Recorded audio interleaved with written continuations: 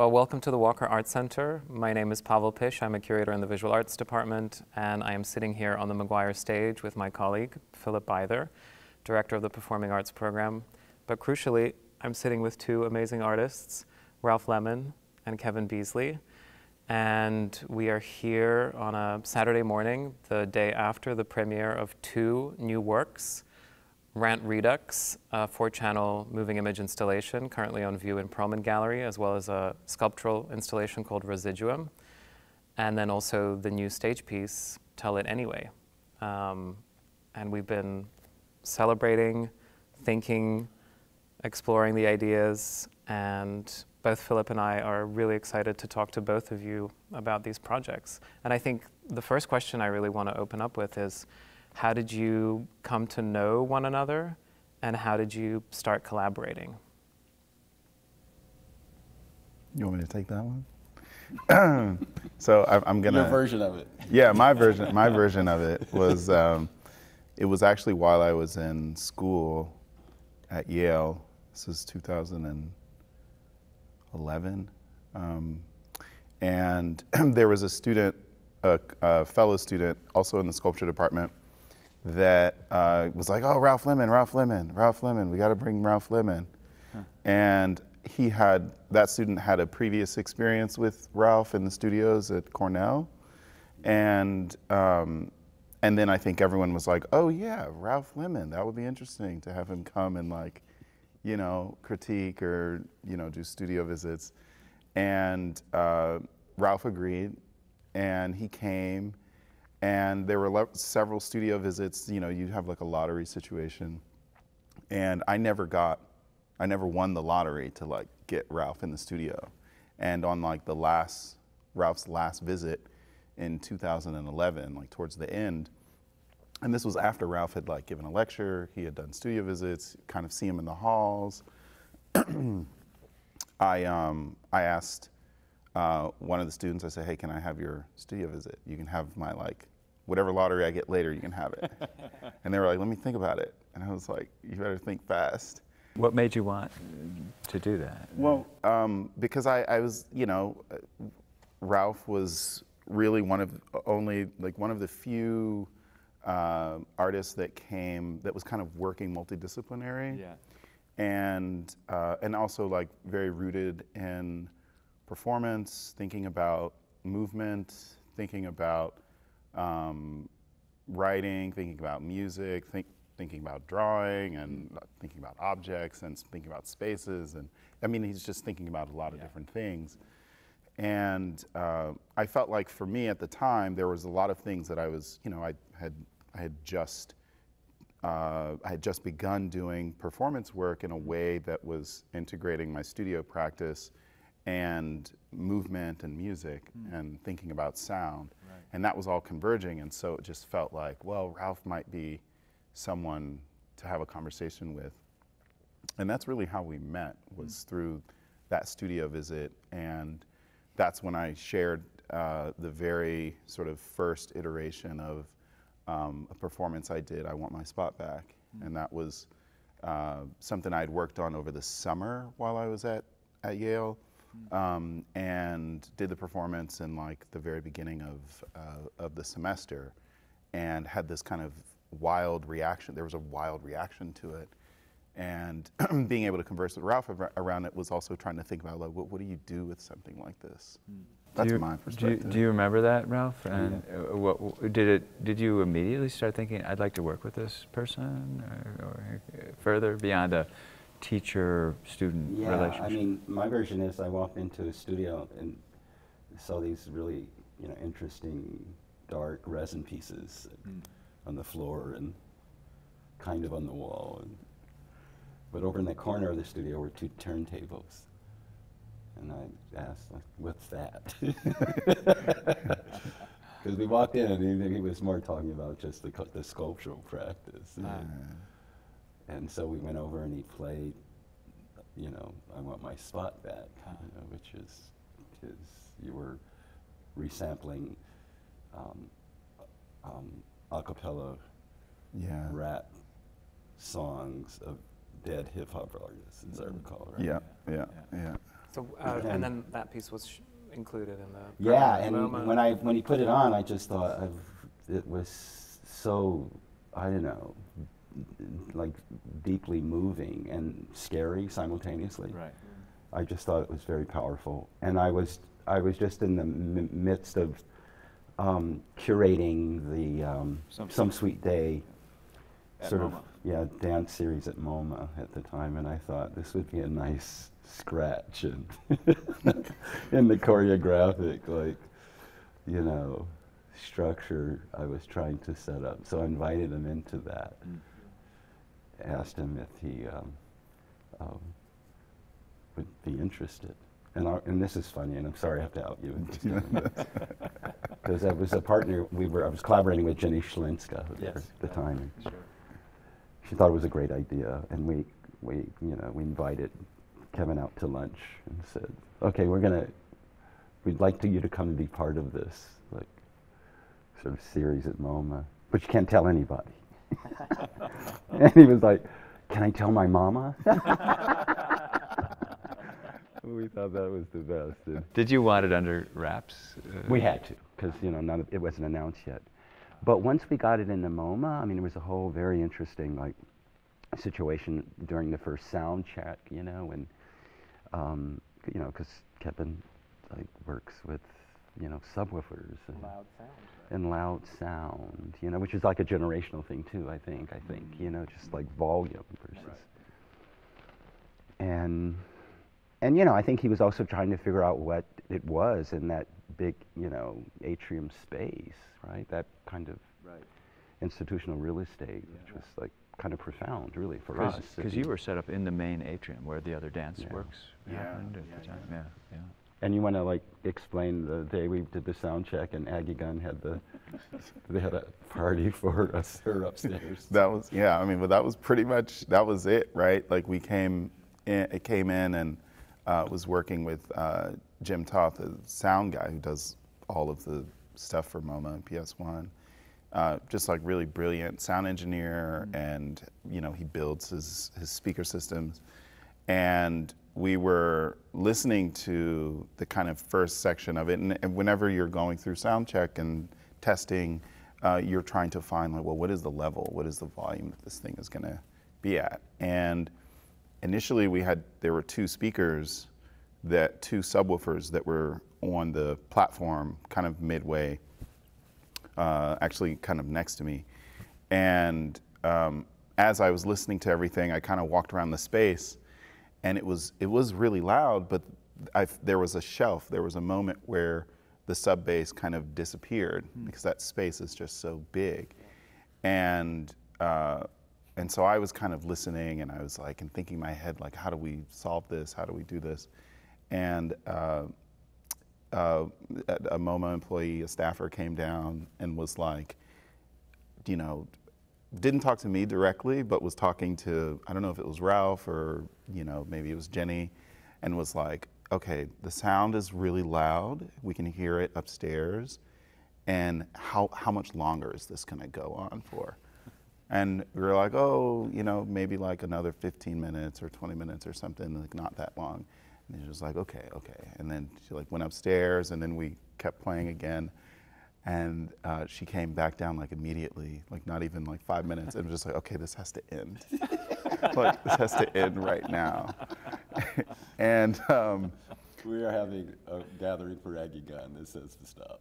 Yeah, there's we have to. Which didn't involve you guys at all. Didn't involve us at all. Didn't involve. And then from there, so then we had to so we had to go, we had to leave. So we went, to get dinner because it was kind of late. And I was walking with Jim, and I was like, Jim, I think we need 2 more subwoofers. And he looked, and he was like, okay. And I think that was in part yes, the sound was traveling in all of the different ways of the building, but in the space, it needed to feel really full. Yeah. Right.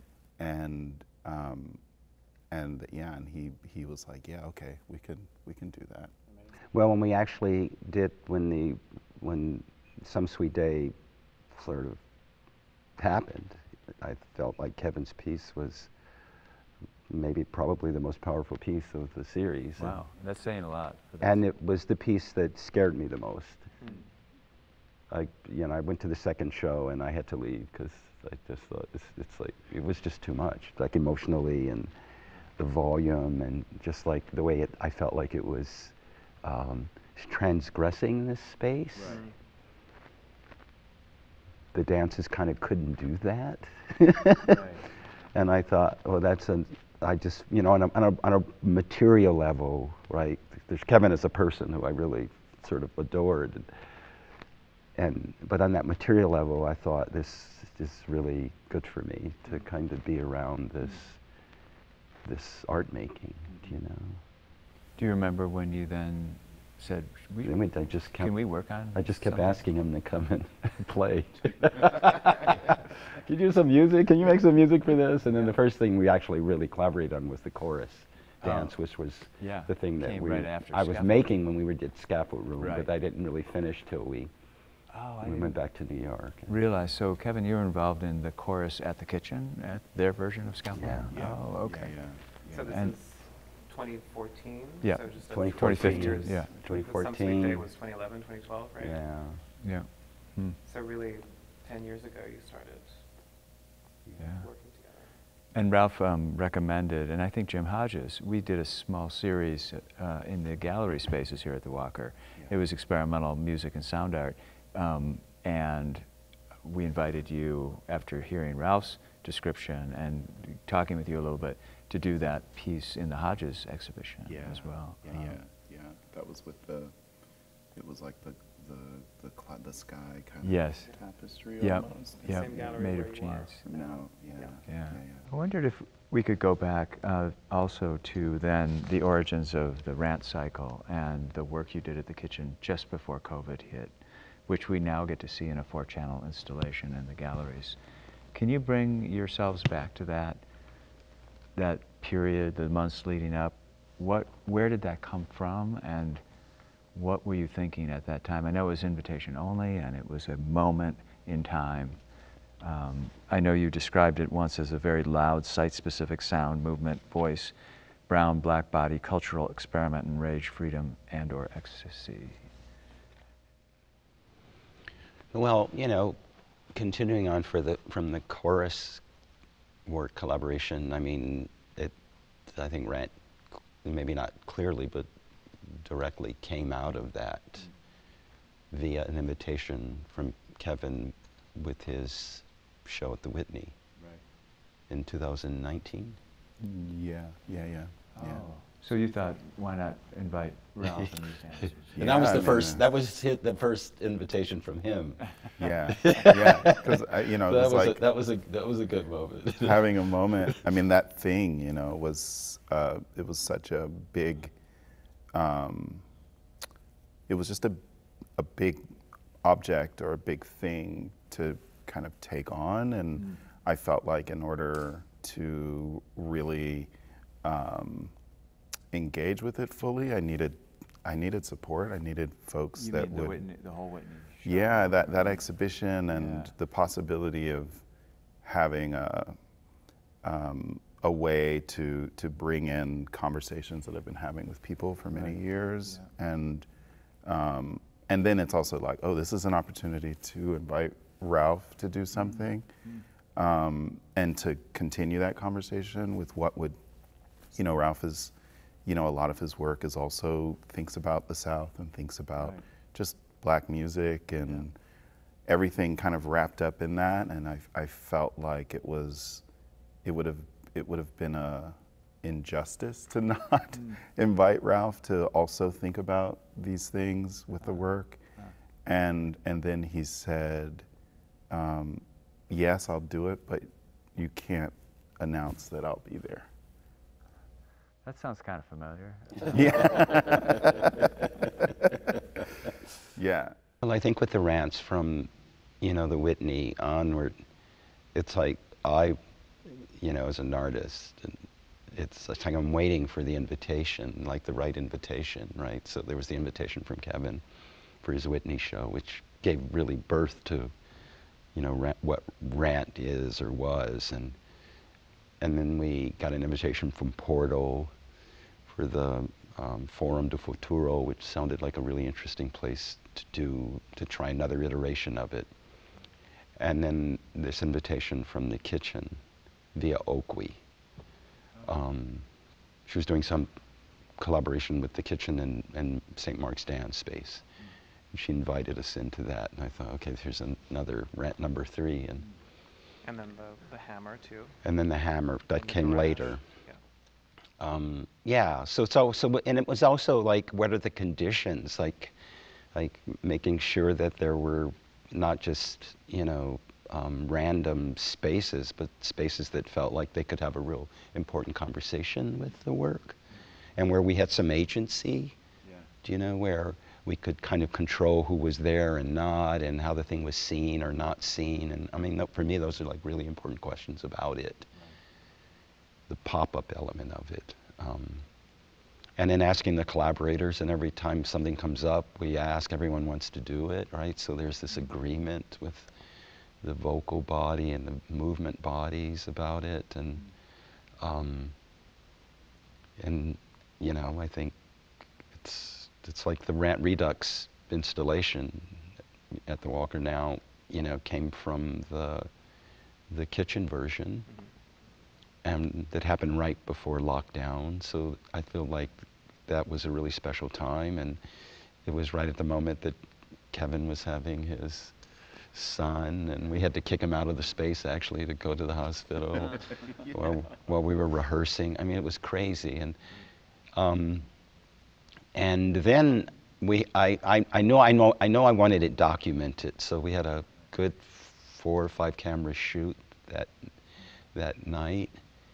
And then I just sat on the footage for a long time, because I felt like I don't just want a documentation of what happened, but that this is another opportunity to find some evolution in the work. Mm-hmm. Kevin and I talked about that, like, what can this become? So I sat on it for a good 2 years and started editing, and that took another year, and then I gave that footage to Kevin, and he took... It took forever. That was like 2 years. Sculpting the sound. Sculpting the sound. Yeah, and you know, you get something like that, you have to sit with it. It's not something you can just kind of turn over.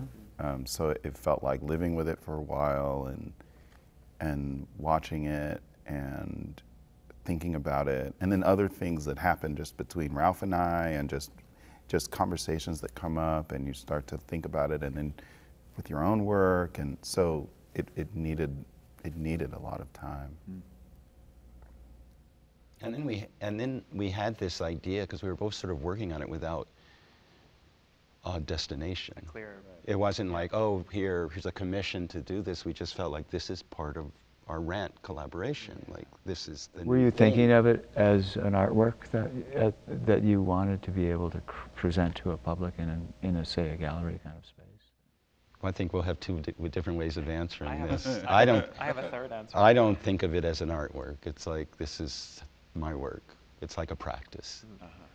And again, there was no destination, but I felt like, oh, I know what this needs to be now, and Kevin needs to be part of this, right? So, because it's half his, like this idea, but it's also... I saw you use the word archival, like experience of, but we of course think of it as an artwork, but...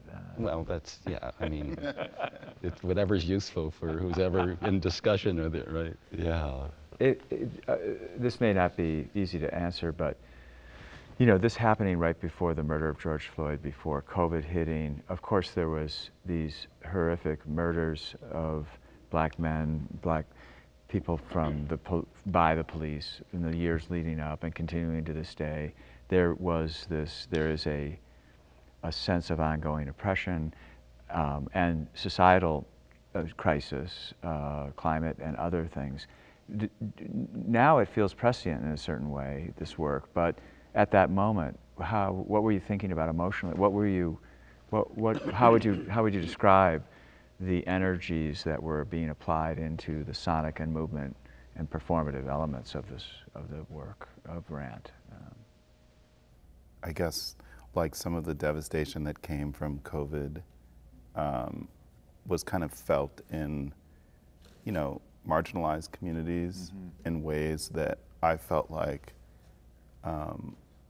maybe we had already been addressing, and that the work and how we, you know, like when we're like going through rehearsals and like kind of pushing one another and, you know, seeing the way that the dancers are exerting themselves, and that there's, you know, there's a deep search that's happening, and it's been happening, and I think COVID kind of, and then we're doing it together, and I think COVID did something where we were able to sort of like recognize how important that space and that work really is and was at the time. And I think also like, you know, kind of similar thing with George Floyd and the kind of collectivity and the necessity of that from just the response. And I don't know, I felt like, I felt like we were kind of on a path of really working through this stuff anyway. And so when those things happen, it made it more amplified. But then like COVID also, like, you know, it kind of shut down being in spaces together. And so it was like being able to look back at that and feeling kind of like, you know, very emotional about that space, being able to have had that, and then the uncertainty around like what it would look like or what it would turn into.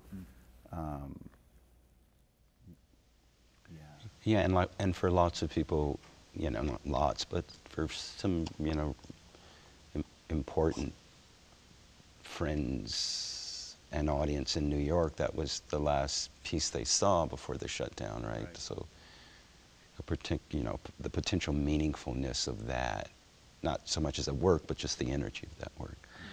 I think a lot of this a lot, and I feel that last night in watching Tell It Anyway, there was a moment when I thought, it's a very black work, it's all these black bodies.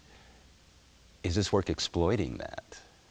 You know, like this audience is looking at this kind of blackness, and there's obviously some exploitation happening just in the kind of exchange and offering of it. And I reflect on that in the work and its timing, right?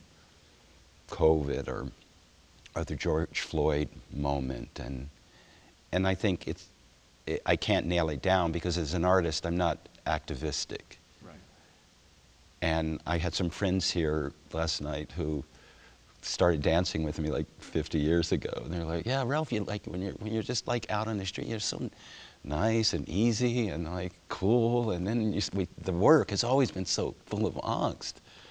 And I thought, oh, there's obviously a channeling going on. Do you know what I mean? It's not so much specifically about, you know, this is about the pain of black people, or, you know, this is about grief or death, or I'm not thinking about that when I'm making work, but I am trying to source deep feelings, right? From a material kind of point of view. And I've been really lucky to kind of find collaborators or be attracted to collaborators that are on some similar trajectory, i.e. Kevin and I want my spot back, right? That sound was really deeply moving and shocking to me, right? Okwui, Okpokwasili, like our first encounter was like, who is this person? Right? And so there becomes this attraction and then this sort of gathering, you know, this tribe of people that are really feeling a lot about themselves and life, but they're not going, this is about being black. But it is about being black also, right? So. Did you have that experience with each of your collaborators? I mean, it's such a remarkable mix of artists and individuals that you've gathered. Each of them came from different access points, so you knew them as dancers, you'd worked with them before, or you, like you said, you found Okwui, you saw her perform many, many years ago now, but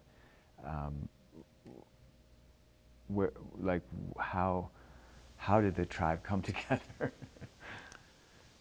Over a long time, you know. And I think there's no auditioning. It's just like meeting this person, seeing that person, and you know, just it feels very friendly. You know, it's like it doesn't really feel like an art process. They all, almost everybody has their own practice, their own, sometimes companies, active, busy lives.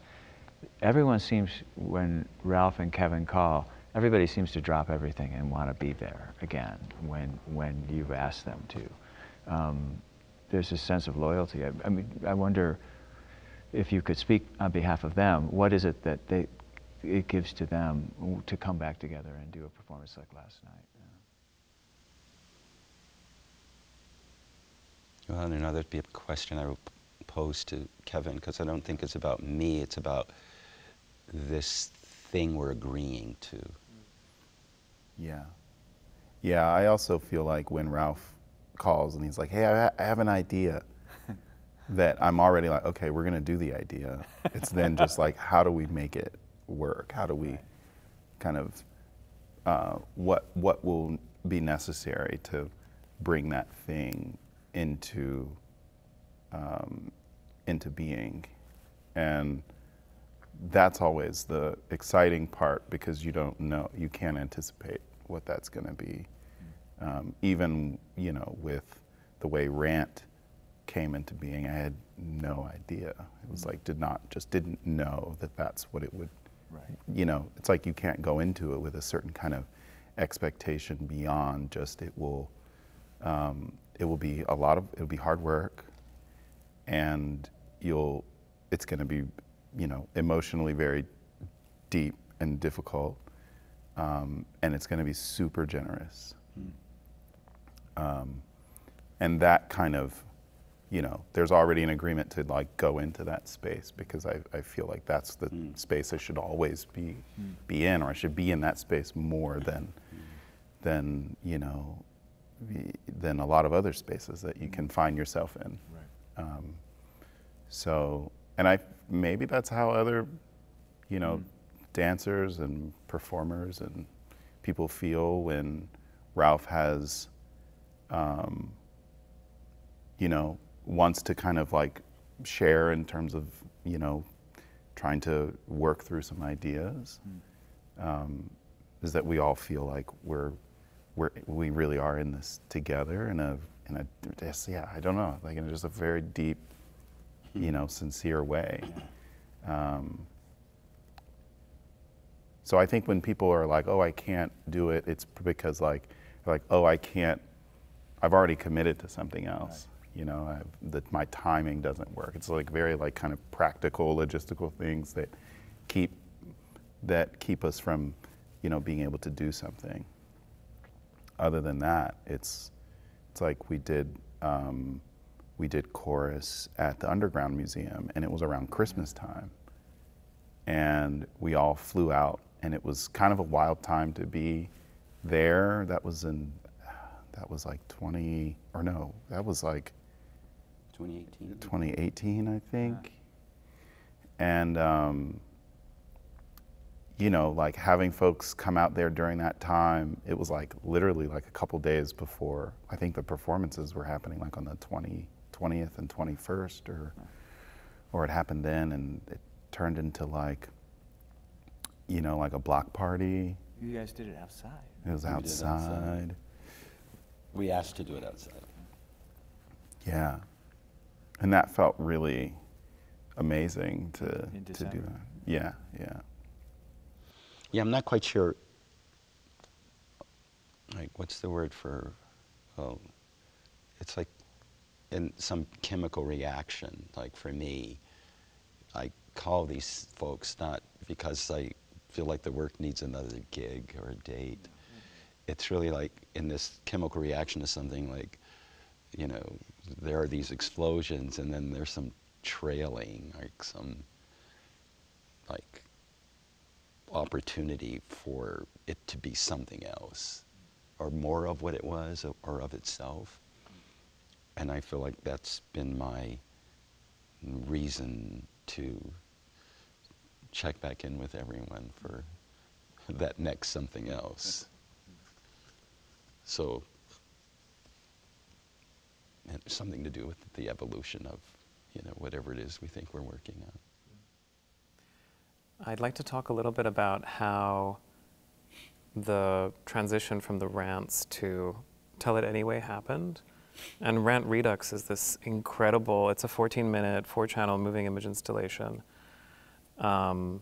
Booming, frenetic, percussive. When you're in that space, you see people are moving. And for me, when I see it, I think there's a lot of this kind of, a dominant feeling that I have is of eruption of energy, but also of joy and of sharing space together, of a temporary moment of community. And then Tell It Anyway certainly also has those moments, but it's not at all the dominant emotive dimension of the piece. So I'm curious if you could talk a little bit about the rants and how they led to, informed, brought us here to Tell It Anyway. Well, Kevin, we were just talking about this. We went to the Carrie Mae Weems, she had an installation exhibit at the Armory in New York. 2019 or something, maybe? Yeah, I think it was 19. Or maybe it was even before. We saw the British band XXX. Oh yeah, when they just did a small. And they had this very small, intimate moment, and Kevin and I were there, and we were both very moved by just what they were doing. Like, you know, it was a music concert, but it was also intimate in how they were communicating with one another as musicians. It just felt like more than music. It was very compelling to us. And then maybe a couple years later, we saw this Carrie Mae Weems show, and as part of there was a reception or I don't know what you would call, like, when, you know, there's performance for these sort of exhibits. There was a performance by Nona Hendrickson and Vernon Reed, who I know really well. And I was sitting there watching that, feeling like, let's do that. let's do a concert.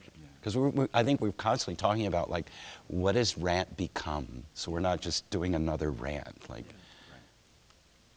and I think that was the seed of what is now Tell It Anyway. Like, how do we translate this into a music concert? But then we had discussion about, like, but what kind of music? Like, like, we don't want to make songs, really, do we? Or what does it sound like? And then I think, like, Kevin just, you know, he's a great musician and as an artist, you know, so it's like, I don't know, I just trusted that. Well, and I think formally, like, the rants, Tell It Anyway is on the stage. It's a stage experience. And the rants are, the audience is sitting in very close proximity around the performers. It's a completely different format. What does it feel like to be back on the stage with this piece? Well, I'd like to get back to just that question of what Kevin thinks about it musically first, you know? Yeah. There's this moment where we spend time together in warm-ups that we were doing for chorus, and we were doing, you know, just playing music and having the dancers around. And I think Ralph has been so invested in where those things meet that I felt like, oh, well, if I do something like this, like how does he respond, or how does the space kind of shift? And, you know, I think you even invited me one time for one of your classes. I don't know if it was like, it was like SVA or it was somewhere in some... The New School. The New School, yeah. And I just like did like a composition for the students to just kind of like be in.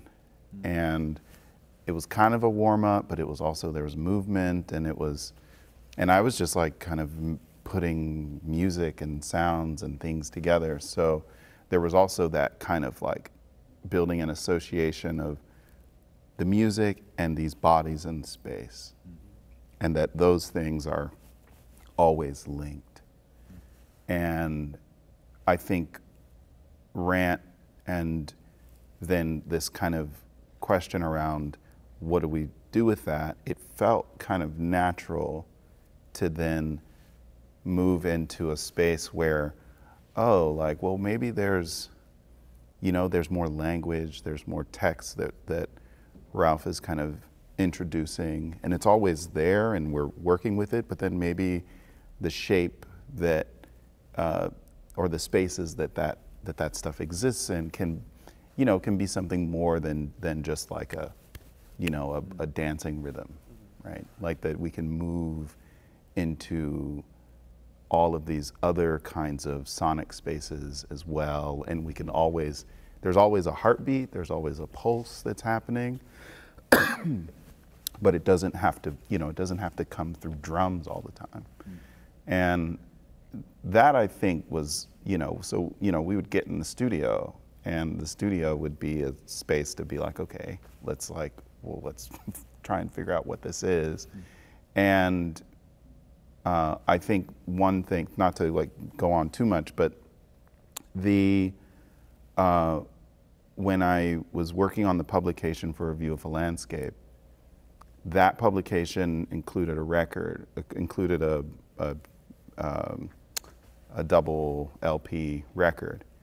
And I asked Ralph, I was like, do we want to make a song for this? It's like taking the samples from the motor sound that we had already kind of used and integrated in the first Rant.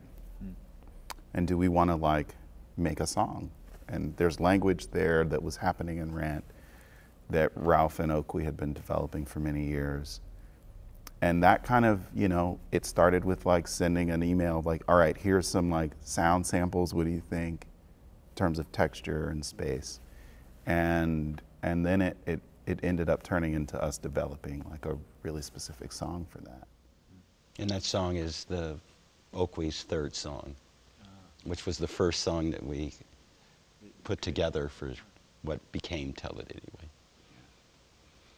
I would also say this, that I think now that I'm thinking about this, that it's like Kevin's sound, I feel like, is sculpturally holding like my physical investigations.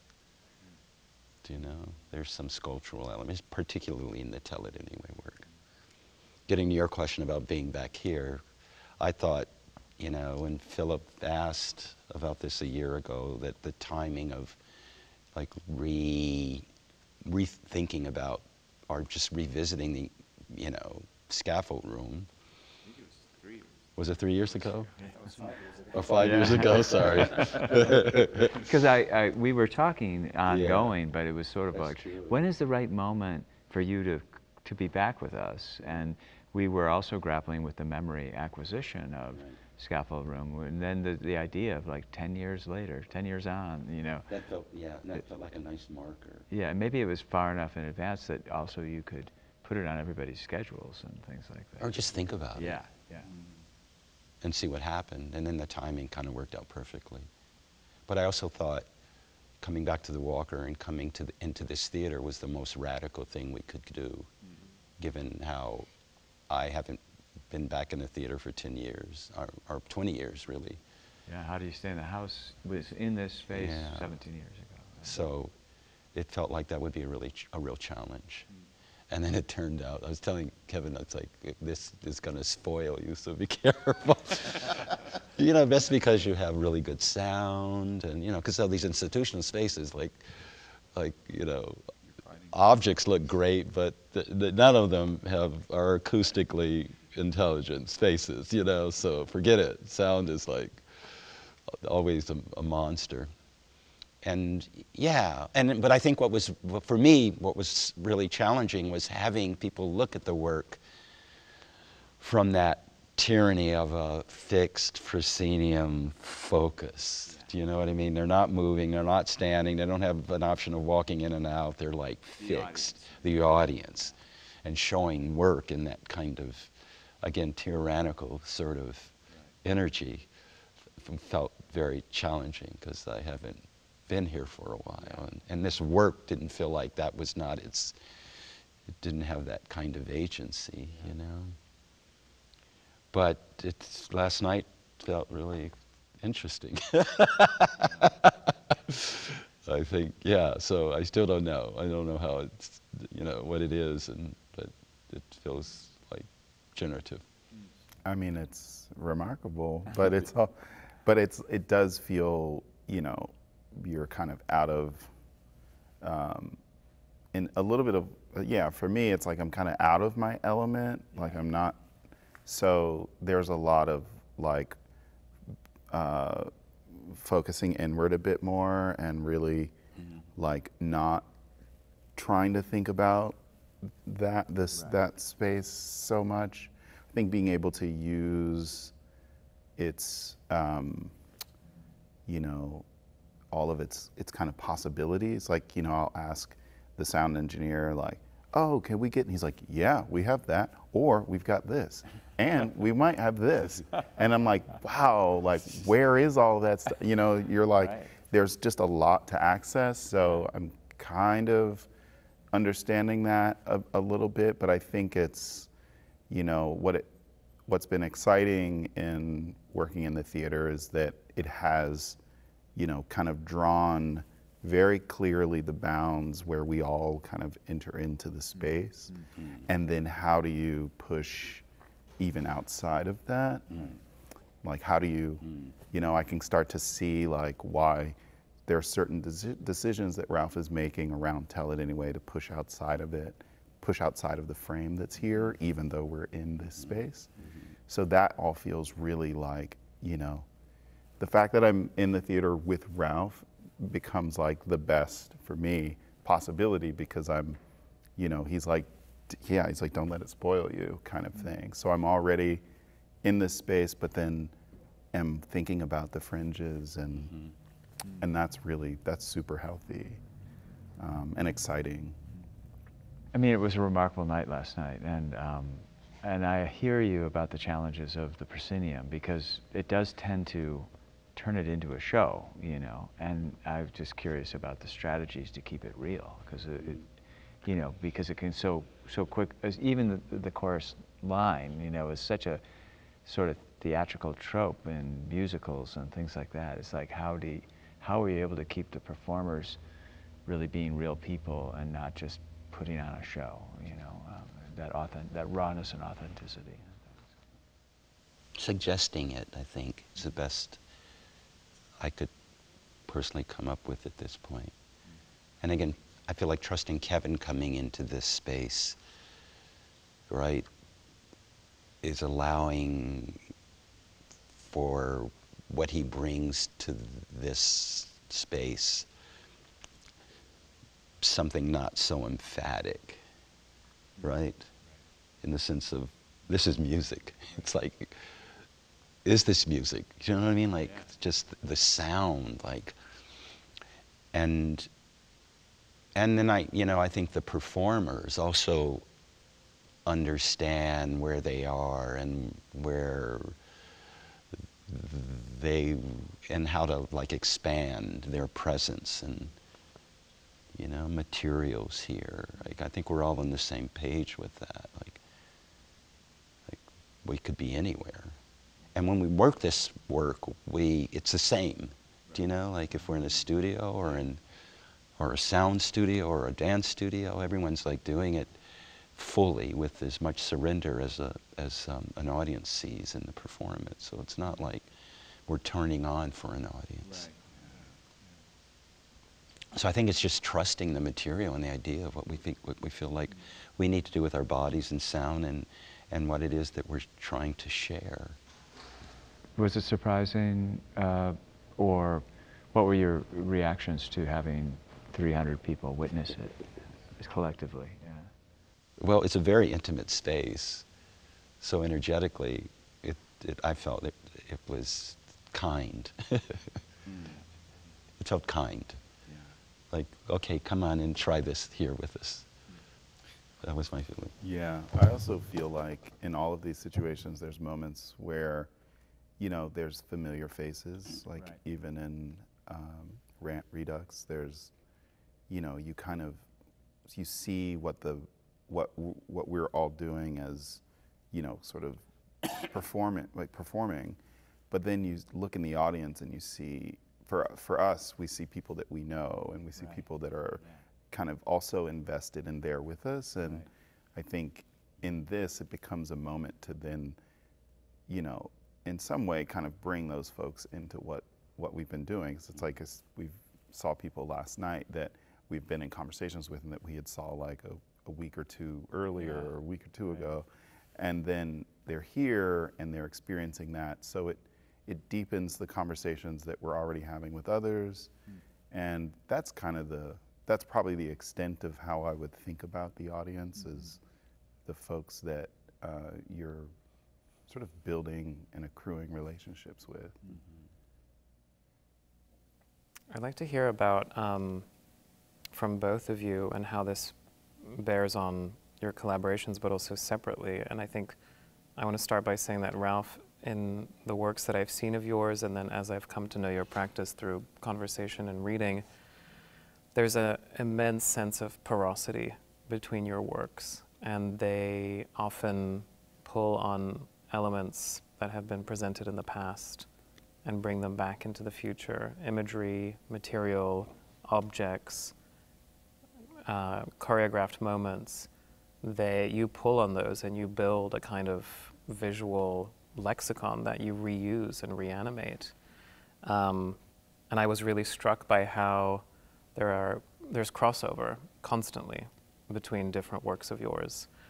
And that was really evident last night too, in both the gallery installation and the stage piece. Could you reflect on that? And for you, Kevin, I'm curious, is there a difference in the way that you think about your work? Is there a clear kind of progression between bodies of work?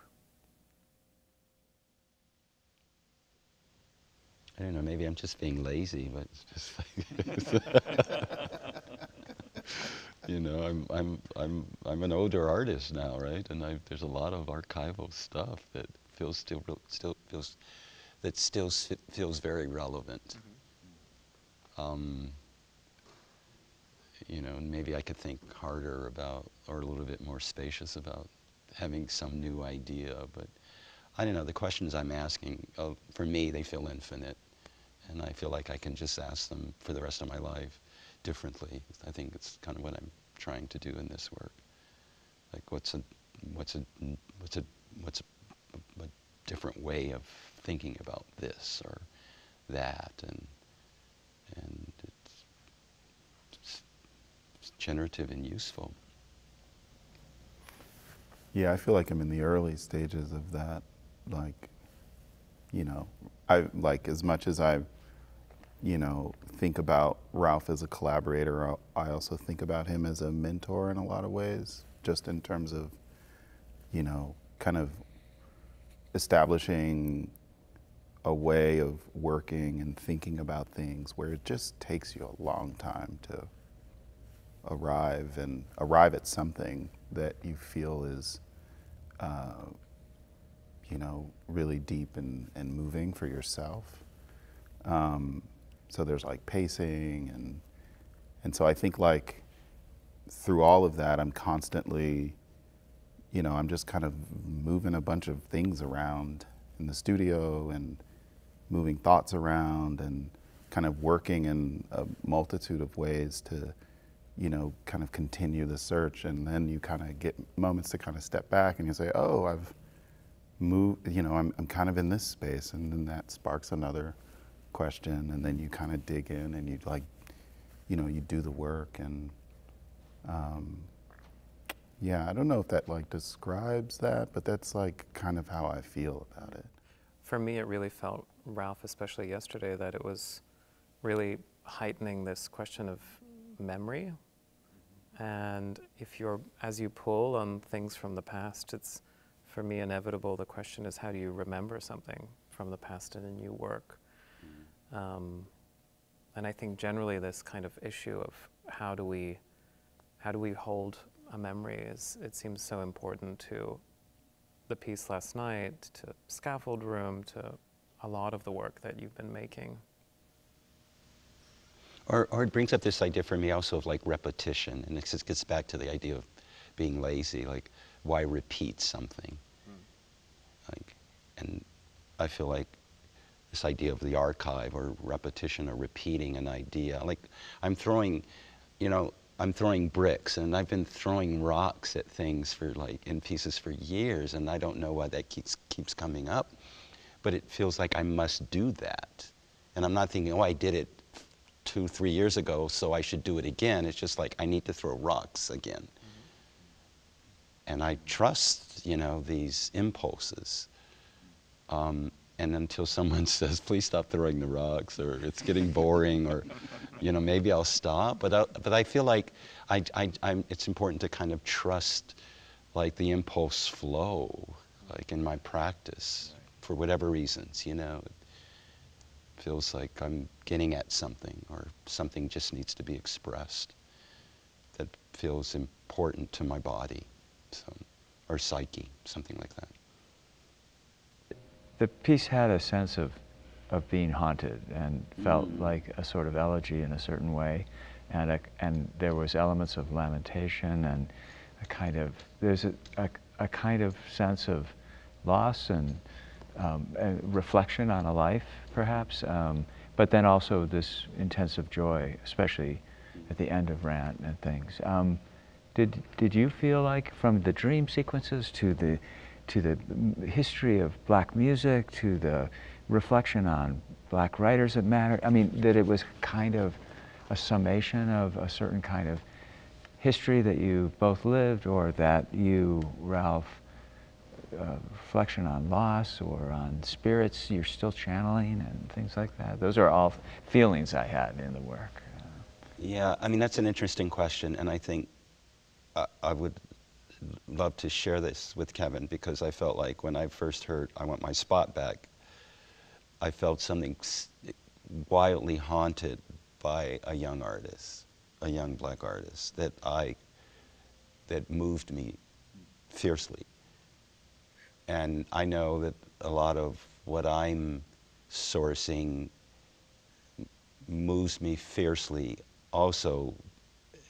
And yes, it's about a particular kind of reckoning of, you know, some history, without being specific. But you know, I also did all those counter memorials, so yes, right. I was going at things more, you know, emphatically and explicitly in my past. And yeah, I think just as a black, I'll generalize it, as a black human being, it's like, you know, we are, at least for my generation, you know, my body is haunted. And one lives with that, and one loves with that, and, you know, one hurts with that, and has joy with that. And I don't know, I just feel like that's kind of all the things that I feel like I'm circulating in my work.